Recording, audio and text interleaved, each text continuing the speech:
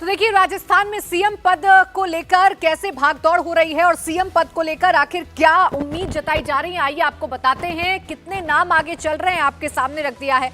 वसुंधरा राजे जो 2 बार की सीएम है, ओबीसी चेहरा है, ये अपनी मजबूती के साथ दावेदारी को पेश कर रही हैं। हालांकि वसुंधरा राजे से भी जब सवाल किया जाता है तो वो ये जरूर कहती हैं कि जो पार्टी तय करेगी वही फैसला वसुंधरा राजे को मंजूर होगा। अश्वनी वैष्णव, ये वो एक नाम है जो सरप्राइजिंग फैक्टर के तौर पर देखा जा रहा है। केंद्रीय मंत्री हैं, ओबीसी चेहरा हैं, इनकी भी राजस्थान में जोरों शोरों से चर्चा हो रही है। गजेंद्र शेखावत केंद्रीय मंत्री हैं, राजपूत समाज से आते हैं, इनकी भी चर्चा हो रही है कि शायद ये भी राजस्थान के अगले मुख्यमंत्री हो सकते हैं। महारानी वर्सेस महारानी फैक्टर को लेकर दिया कुमारी का नाम भी बहुत तेजी के साथ लिया जा रहा है। ये भी राजपूत हैं और समझा जा रहा है कि दिया कुमारी भी मुख्यमंत्री हो सकती हैं। हालांकि एक योगी चेहरे पर भी बीजेपी दांव लगा सकती है, इसलिए महंत बालकनाथ जो कि तिजारा से विधायक बने हैं, ओबीसी चेहरा है, इनके नाम को लेकर भी चर्चा की जा रही है। वहीं अर्जुन राम मेघवाल जो कि केंद्रीय मंत्री हैं, दलित हैं, कट्टर ईमानदार वाली इनकी छवि है, ये भी एक नाम है, एक प्रमुख नाम है जिनको लेकर ये समझा जा रहा है कि शायद इन्हें राजस्थान का मुख्यमंत्री बनाया जा सकता है। सुनील बंसल बीजेपी महासचिव हैं, वैश्य समाज से आते हैं, राजस्थान से ताल्लुक रखते हैं। यूपी की जिम्मेदारी सुनील बंसल संभाल रहे हैं, इससे पहले भी उन्होंने यूपी की जिम्मेदारी संभाली, इनको भी राजस्थान की कमान दी जा सकती है। केंद्रीय मंत्री भूपेंद्र यादव को ये जिम्मेदारी दी सकती है। एक और नाम ओम माथुर का इस लिस्ट में शामिल है, जो कि पूर्व प्रदेश अध्यक्ष रह चुके हैं, कायस्थ समाज से आते हैं और ऐसा माना जा रहा है कि ये भी प्रबल दावेदार हैं सीएम पद को लेकर। वहीं सीपी जोशी जो कि मौजूदा प्रदेश अध्यक्ष हैं, ब्राह्मण चेहरा है, इनको लेकर भी कयास लगाए जा रहे हैं कि ये मुख्यमंत्री हो सकते हैं। अब वो 3 चेहरे आपके सामने हैं जिनके ऊपर जिम्मेदारी है विधायकों के बीच में समन्वय पैदा करना, रायशुमारी कर एक नाम निकालना और आलाकमान तक उस नाम को पहुंचाना।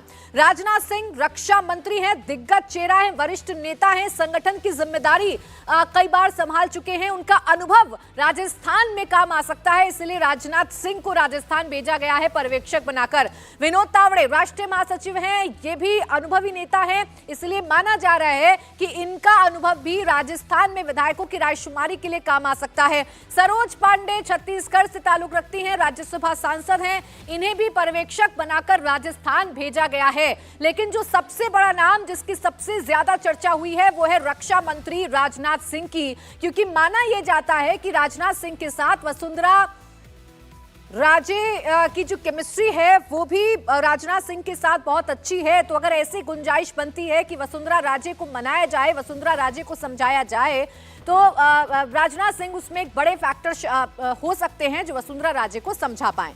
इस बीच बीजेपी विधायक कालीचरण सराफ ने क्या कहा है, आपको सुनवाते हैं। ये आरोप लगाते हैं तो बड़ी हंसी आती है कि पिछली बार इनको 16 दिन लगे थे मुख्यमंत्री तय करने में, और इनके तो यहाँ तानाशाही है। हमारे यहाँ लोकतंत्र है। आपको ये जानकारी देना चाहता हूँ कि हमारे यहाँ पर्यवेक्षक नियुक्त हो गया है।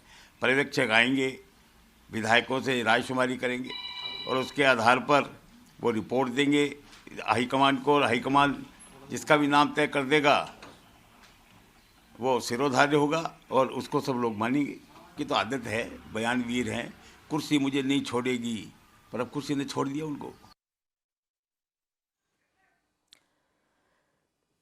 तो बीजेपी के विधायक साफ तौर पर ये कह रहे हैं कि कांग्रेस तो हमारे घर में ताकाजाकी करने की कोशिश करे ना, क्योंकि कांग्रेस ने कैसे 5 साल कुर्सी की लड़ाई में निकाल दिए ये सबने देखा था। मेरे साथ मेरे 3 सहयोगी जुड़ गए। अनुराग अमिताभ भोपाल से, मनीष भट्टाचार्य जयपुर से, रुचि कुमार रायपुर से हमारे साथ हैं।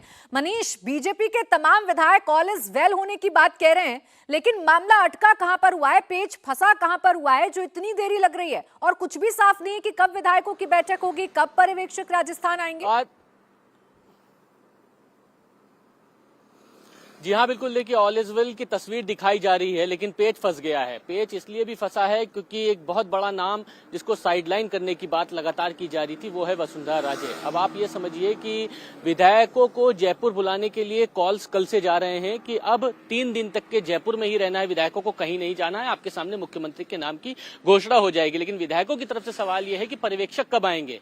राजनाथ सिंह जी का आज आने का, पहले कल आने का कार्यक्रम था, फिर कहा गया आज आने का कार्यक्रम है, और आज भी तस्वीर तस्वीर साफ नहीं है कि राजनाथ सिंह जयपुर आ रहे हैं। अगर आज नहीं आ रहे हैं तो यकीनन मानिए कि कल भी विधायक दल की बैठक नहीं हो पाएगी।